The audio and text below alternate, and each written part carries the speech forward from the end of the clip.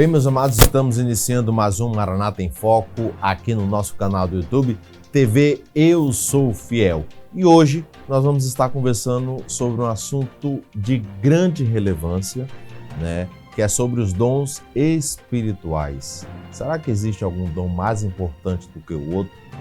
Como é que esses dons são distribuídos?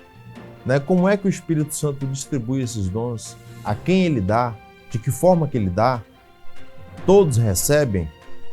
Tudo isso a gente vai estar conversando aqui hoje no Maranata em Foco com o nosso querido pastor Arthur Eduardo, ele que é o presidente lá do IALT, e conhece muito a palavra de Deus e vai estar esclarecendo todas essas dúvidas, à luz da palavra de Deus. Meu querido pastor Eduardo, tudo na paz, meu amado? Querido André, a paz do Senhor Jesus, todos os telespectadores, é uma alegria estar aqui, meu querido. Meu querido pastor Eduardo, vamos direto ao ponto, um tema muito importante, de grande relevância e aonde também, obviamente, nós temos muitas dúvidas que surgem dos nossos queridos telespectadores.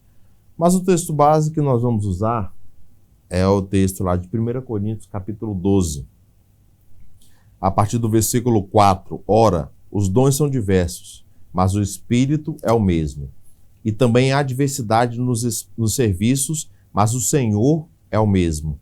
E há diversidade nas realizações, mas o mesmo Deus é quem opera tudo em todos. A manifestação do Espírito é concedida a cada um visando a um fim proveitoso, porque a um é dada mediante o Espírito a palavra de sabedoria, e a outro segundo o mesmo Espírito a palavra de conhecimento, e a outro no mesmo Espírito a fé, e a outro no mesmo Espírito dons de cura, a outro operações de milagre, a outro profecia, a outro discernimento de espíritos, a um variedade de línguas e a outro capacidade para interpretá-las, mas um só e mesmo Espírito realiza todas essas coisas, distribuindo-as como lhe apraz a cada um individualmente.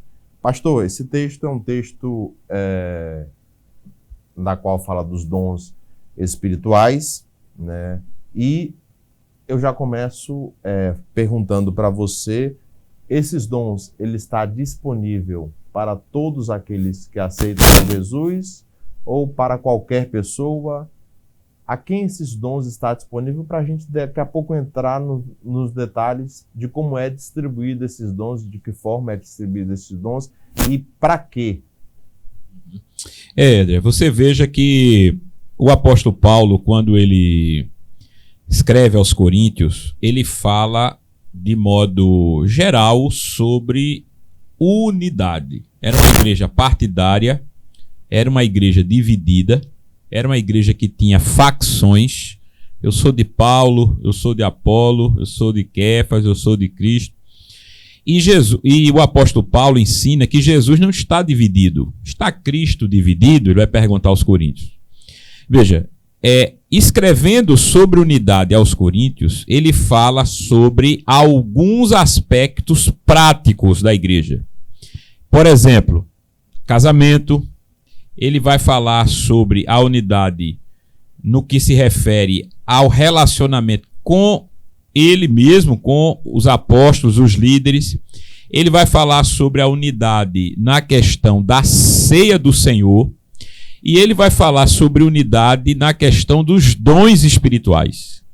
Que os dons visavam não o engrandecimento pessoal, o destaque de quem quer que seja, não a proficiência humana, a sabedoria humana, a desenvoltura humana, mas todos os dons espirituais e aquilo para o que o Espírito chamava, como ele vai colocar lá mais à frente no versículo 28 do mesmo capítulo, a uns Deus deu para a igreja como apóstolos, outros como profetas, outros como evangelistas, ele vai dizer, a outros ele deu línguas, etc., fazendo aquela convergência de dons chamados de ministeriais e dons espirituais. Ele está dizendo que tudo provém do Espírito. A intenção de Paulo nesse texto não é tanto elencar quantos dons existem, quantos seriam, 9, 12, 15. A questão de Paulo é trazer a unidade do Espírito. É o Espírito que reparte, é ele que dá os dons. A ênfase de Paulo é esta. Né? E isto aqui para mim, obviamente, se refere à igreja. Né? Ele está dando à igreja do Senhor. Então, quando a gente está dizendo a igreja do Senhor, nós estamos dizendo e podemos afirmar que os dons espirituais é dado àqueles que já o aceitaram como Senhor e Salvador da sua vida. É isso, sem dúvida nenhuma. Para mim, sem dúvida. Pastor, existem elencados aqui 12, 15, esse não é o mérito a gente não vai entrar nesse método de quantos dons tinham, mas uma pessoa, ele pode ter vários dons, ou o Espírito Santo ele determina um dom para fulano, outro dom para ciclano, ou a pessoa pode ter vários dons? Veja, na própria pessoa do apóstolo Paulo, a gente observa que ele tinha mais de um, não é? O apóstolo Paulo, ele falava em línguas, ele discernia, ele profetizava, ele operava milagres, tinha palavras de sabedoria, palavras de conhecimento. Todos os dons que Paulo elenca, ele parecia ter, não é? Ele parecia possuir, até pela obra para a qual ele fora chamado. Ele precisava realmente desses dons, porque é para isto que os dons servem, né? Os dons servem para a edificação do corpo. Eles servem para a melhor estruturação do corpo de Cristo. E Paulo vai dizer uma palavra muito interessante: para aquilo que for útil. Interessante, só lhe interrompendo, pastor. Você falou aí dos dons do apóstolo Paulo. E em algum momento a gente encontra na Bíblia Paulo batendo no peito e falando: por conta de eu ter esses dons, o apóstolo Paulo, talvez tenha mais autoridade sobre fulano, beltrano, ciclano? Não. O apóstolo Paulo vai dizer que, por exemplo, ele falava mais em língua do que todos eles. Então, se eles se ufanavam, se eles se vangloriavam pelo fato de falar em língua, Paulo está dizendo: olha, eu falo mais que todos vocês. Essa não é a questão. Porque Paulo colocava essa autoridade dele, mas mediante esse espírito que existia aqui e acolá nas igrejas, de vanglória, não é? De estrelismo, tá entendendo? De ser, por exemplo, um maior que o outro, pelo fato de ter, por exemplo, este ou aquele dom. Isso eu acredito, André, que existia na igreja de Corinto. Senão Paulo não falaria como ele falou, dizendo que tudo converge para o Espírito, é ele que reparte como quer. Então, penso eu que esse sentimento não deveria existir na igreja. Paulo combate na igreja de Corinto, tá certo? E eu penso assim, que entre os dons, obviamente que há aqueles que são mais importantes para o dia a dia da igreja, para a edificação, não é, da igreja. E ele vai fazer essa divisão. Por exemplo, Paulo vai dizer que a profecia, o dom de profecia, ele deve ser preferido, ele deve ser buscado com mais afinco. Por quê? Porque a igreja vai compreender melhor uma profecia na língua deles. O dom de línguas, por exemplo, não que Paulo proibisse ou o desmerecesse. Sim, pois não. Antes da gente falar da questão dos dons, eu queria só que você respondesse para os nossos queridos telespectadores. Então, qualquer um pode buscar esse dom. Não significa que o Espírito Santo vai dar ou não, porque ele dá se ele quiser, não é isso? Exatamente. Paulo vai dizer assim: buscai com zelo os melhores dons. Então ele fala para a igreja. A igreja toda deve buscar com zelo os melhores dons. Porém, não significa que ele vai dar para todos. Não significa que ele vai dar para todos. E observe, a pessoa tem que entender para o que ela quer o dom. Ela quer o dom para o quê? A motivação pessoal, penso eu, é um fator determinante também.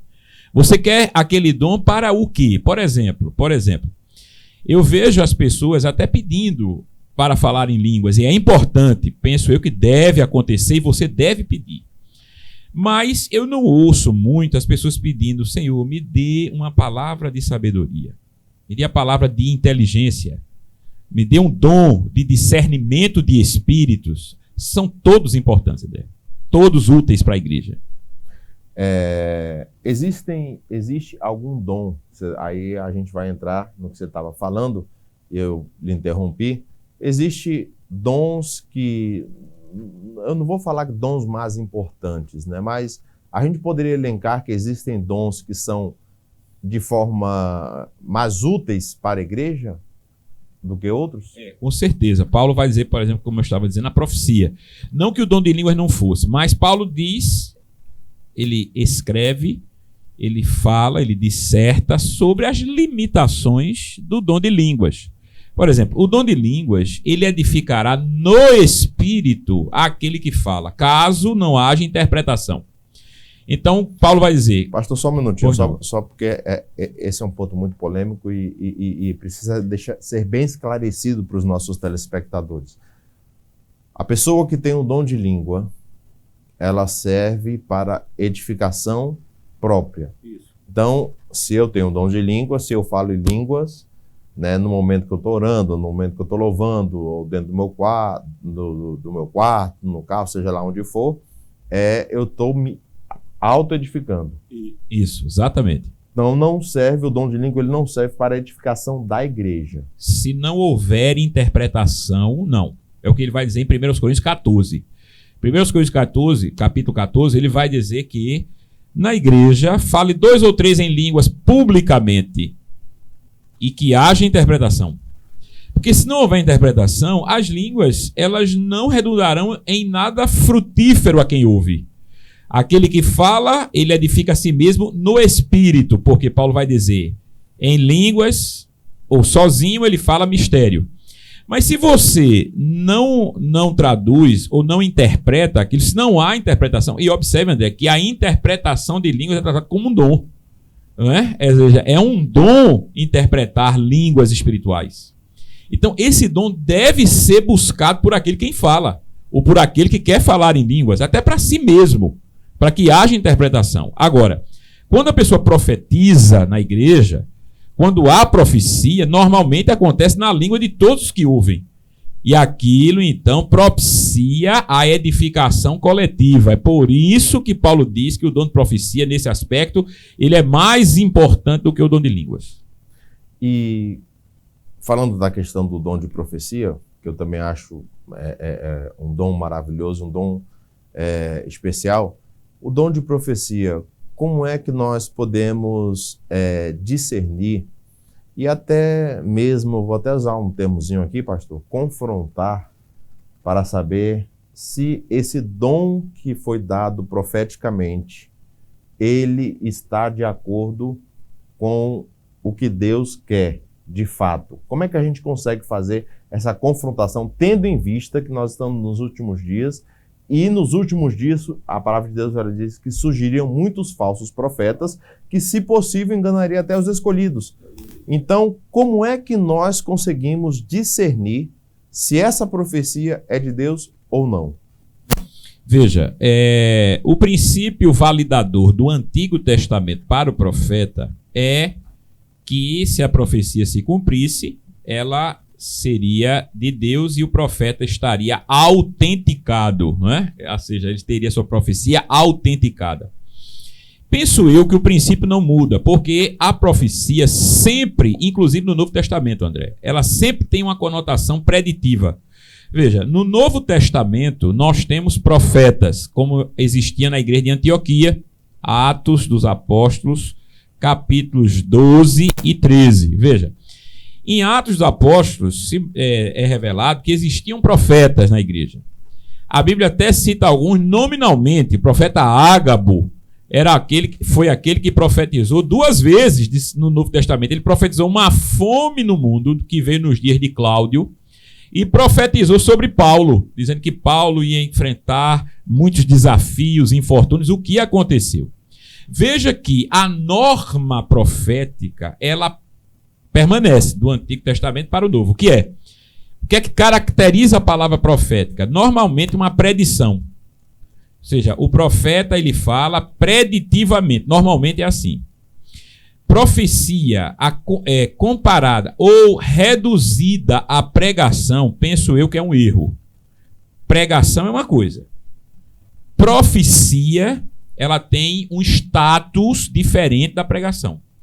O profeta não é o pregador. Veja, o pregador ele pode até profetizar, mas toda a pregação, você não pode dizer que é uma profecia, de forma nenhuma, nem no padrão vétero do Antigo Testamento, nem do padrão neo do Novo Testamento. Então, a profecia ela tem essa característica. E o que valida a profecia? Veja, se ela tem um teor preditivo de prever, esse teor é majoritário na profecia, isso acompanha as profecias normalmente é uma previsão. Então, é observar se aquilo acontecerá de acordo com o que o profeta falou. Pois não. Eu estou lhe perguntando isso porque a gente tem visto muito nesses últimos dias, né? Profecias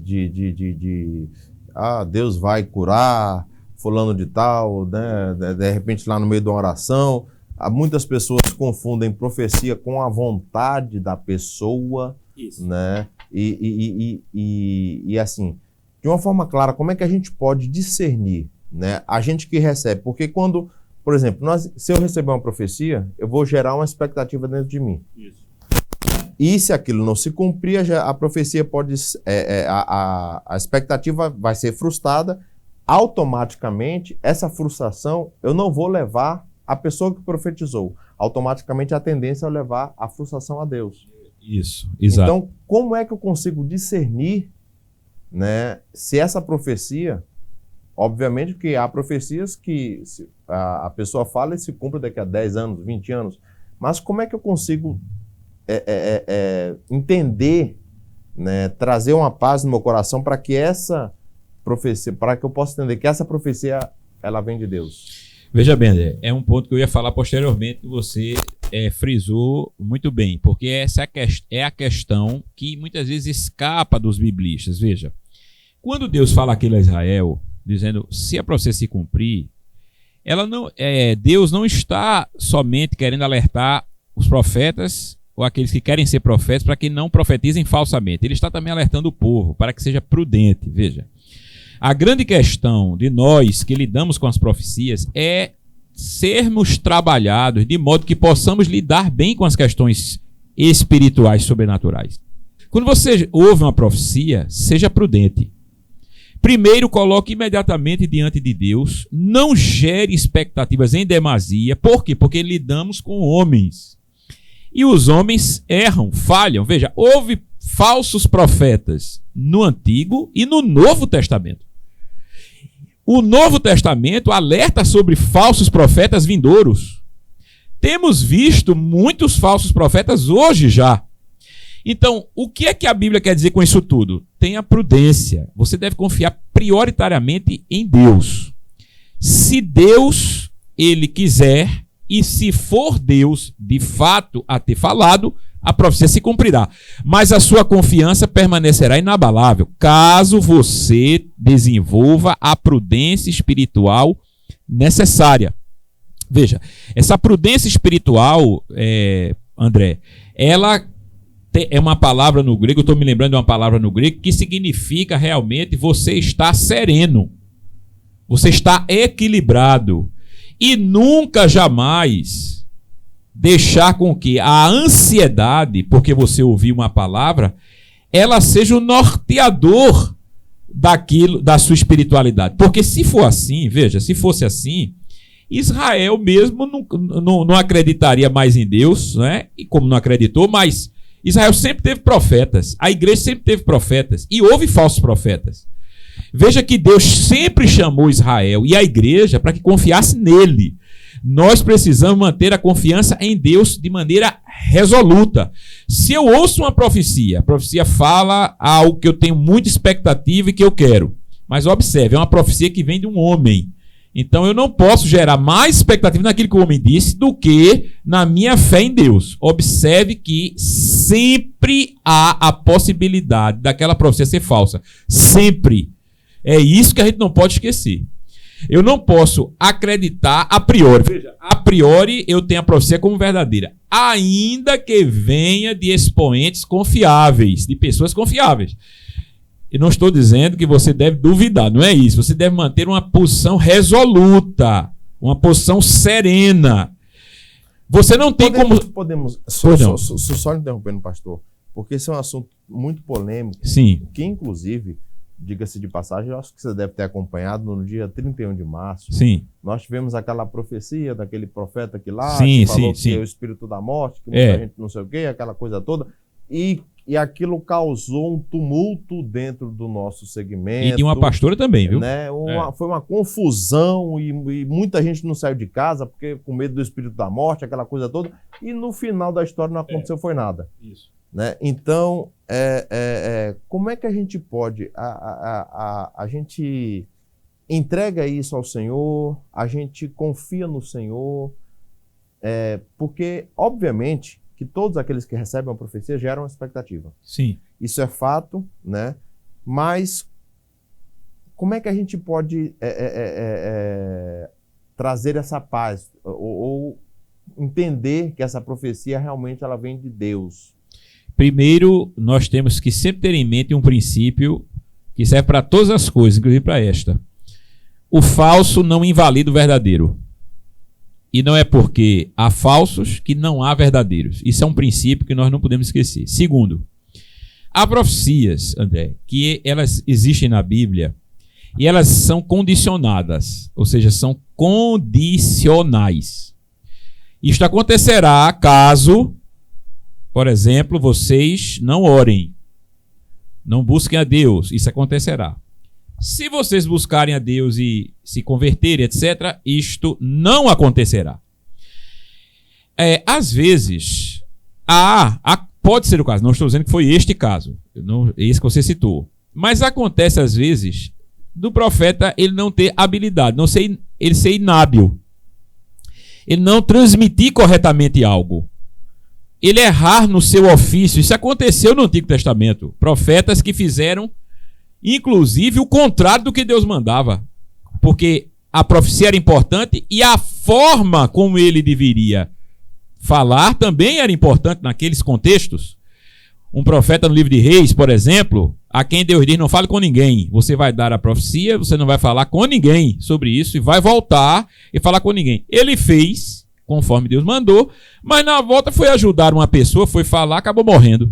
Então você tem forma e conteúdo, você tem a habilidade do profeta, você tem profecia condicional. Veja, nem toda profecia, nem toda ela deve ser entendida como sendo irrevogável. Deus às vezes promete uma coisa através de um profeta, mas ele condiciona aquilo. Eu penso que muitas profecias ruins, mas não é, de mau agouro, não é, profecias com um término não positivo, elas podem ser evitadas mediante a ação correta daqueles que ouvem. Por exemplo, Jeremias diz a Zedequias o seguinte, profeta Jeremias, ele diz, olha, se você ouvir o que eu estou dizendo e se submeter ao rei da Babilônia, você vai comer na mesa dele. Você vai ver sua geração, você não vai morrer. Agora, se você não fizer isto, você vai morrer e você vai ver seus filhos morrendo. Zedequias não escuta o profeta. O que é que acontece? Ele vê os filhos morrendo e ele é levado cativo e morre na prisão, na Babilônia. É uma profecia condicionada. Entendeu? Então nós precisamos observar essas nuances na Bíblia, André. É interessante que eu acho que uma das coisas, você até falou no início, muito importante, é o dom de discernimento, né, e o dom de sabedoria. Né? Eu acho que são dons que são importantíssimos, né? Até principalmente para a gente elencar uma questão de uma profecia, se é falsa ou não. Se a gente tiver sabedoria, se a gente tiver discernimento, né, vinda de Deus, a gente vai conseguir discernir. Sem dúvida. Né? E eu sempre costumo dizer que o cerne disso é a paz que excede todo entendimento, que ela vai bradar dentro dos nossos corações. Meu querido pastor, a gente já está chegando ao final. Acho que muitas coisas a gente poderia ficar aqui falando. Né? O tema é um tema muito importante, de grande relevância.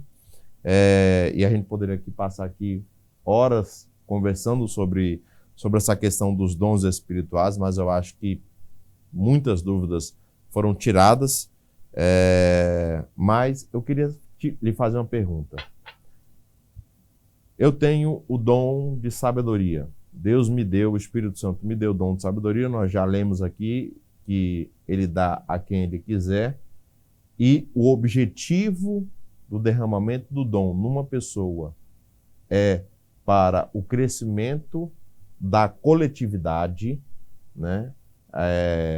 Isso já foi elencado e é muito claro quando a gente lê o texto de 1 Coríntios capítulo 12, eu dou o dom de sabedoria para isso, para o crescimento do corpo de Cristo, né? O Espírito Santo que dá, ele pode tirar? O dom é dado, a Bíblia diz, quaisquer dons são dados sem arrependimento, né? Então, o Espírito Santo não se arrepende de dar a ninguém. Por quê? Porque aquilo que ele deu, certamente, num momento, numa ocasião, será útil. Por exemplo, Deus deu a Josué o dom da fé. Josué é um homem que, sem dúvida alguma, exerceu uma fé sobrenatural. Por quê? Eles estão numa batalha no território inimigo. E Josué vê que o sol está se pondo. O inimigo conhece a terra, ele não. O inimigo conhece as saídas, as cavernas. E o povo de Israel está entrando pela primeira vez. Então ele diz, sol, pare onde você está. No meio da batalha não tinha tempo nem para orar. Então ele está no meio da peleja e ele diz, pare, sol. E a Bíblia diz, nunca houve um dia como aquele que pela boca e pela voz de um homem, não é, Deus tivesse feito toda a estrutura do sistema solar parar. Veja, o que é isso? Uma fé sobrenatural. E observe que aquilo serviu para a coletividade, para o povo que estava pelejando com ele. Então, Deus não se arrepende de dar, embora, não é, nós tenhamos visto pessoas, como eu acabei de falar do profeta, que foi falho, inábil, outras pessoas que erraram nas suas vidas, mas que tiveram o dom espiritual. Algumas até apostataram, veja, desviaram-se do caminho, mas receberam o dom. Deus não se arrepende, porque em algum momento aquele dom, aquela dádiva, ela foi útil, pode ter certeza. Eu vou ser mais enfático na pergunta. O dom, a pessoa recebeu hoje o dom de línguas, né? E se afastou da fé, depois retornou.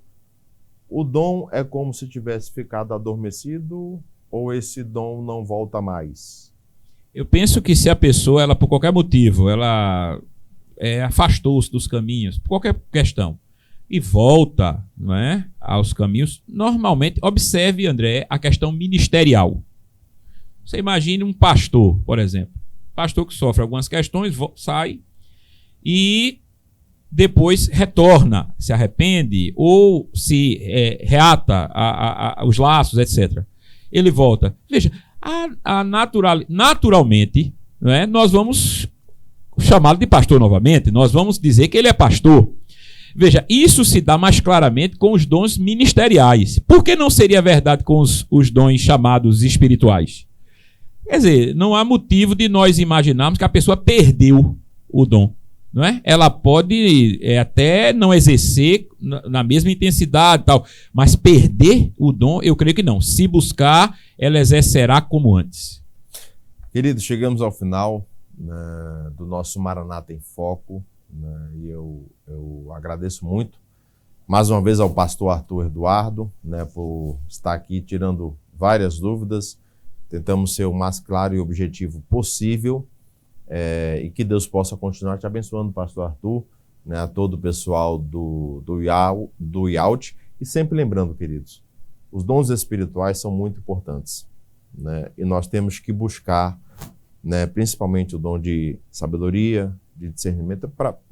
Eu elenco muito esses dons de sabedoria e discernimento, porque são dons que ele faz com que você distingue alguns outros dons também. Com certeza. Né? E são dons que às vezes são poucos procurados. As pessoas às vezes elas acham que a coisa mais importante é falar em línguas, a coisa mais importante operar milagres. É operar milagres. Não que não seja, não que não seja. Obviamente que você falar em línguas, operar milagres, tudo isso é importante, né? Mas nós já falamos aqui que o dom de língua sem interpretação não serve para edificação do corpo, né? E quando você fala em línguas, Nem se você não tiver o dom de interpretação, você também não consegue se auto-edificar.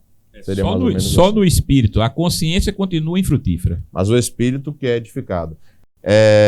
Mas Deus e o Espírito Santo dá a quem ele quiser dar, e obviamente a quem estiver apto, né? A quem quiser e quem estiver buscando, né? A palavra de Deus diz: buscar-me-eis e me achareis quando me buscardes de todo o vosso coração, né? Então é importante você estar buscando os dons espirituais de Deus, mas acima de tudo, né? E aí eu volto para a questão de Paulo para nós finalizarmos, né? O apóstolo Paulo tinha diversos dons, mas em nenhum momento ele se vangloriou, né, por ter diversos dons.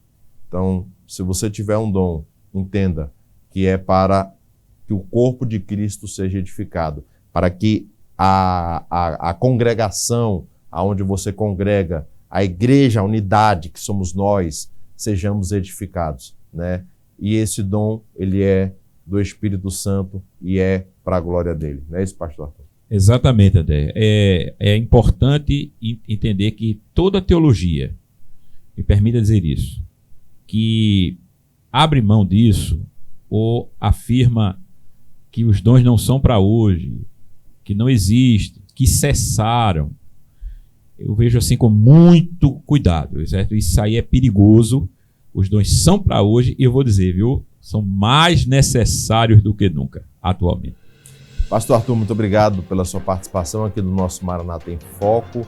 Que Deus continue abençoando a sua vida e você, meu querido telespectador, busque ao Senhor, né? Que você possa buscar o Senhor de todo o seu coração e que você possa entender que tudo que você tem, quer sejam dons, quer sejam bens, tudo que você tem é para a honra, glória e louvor do Senhor Jesus Cristo.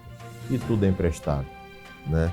E tudo fica aqui quando nós partirmos dessa terra.